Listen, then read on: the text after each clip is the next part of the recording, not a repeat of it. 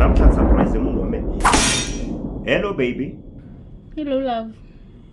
Weekend leyi nkata mehe ndo ta ku komba ku na ku rhandza. Ni lo ta ku humesa out eka stairs.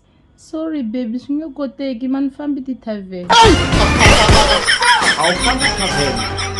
Yayila. Dissolve!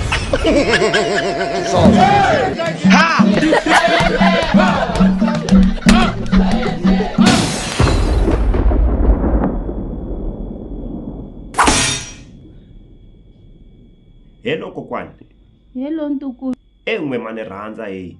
Loko ni mi vhakachela tolo, mi za mi ni nyike nyama, n'we mi xava muroho kwala mutini hinkwenu, ku ri meni ri one ni dyaku nyama ku nandzika hi ndlela liya. A ku ri nyama ya mfene n'wana n'wana. Ndzi ya phamela wehe hikuva a nga kona laha dyaku la mutini. A ku ri nyama ya mfene liya. Ina a ku ri ya mfene n'wana n'wana.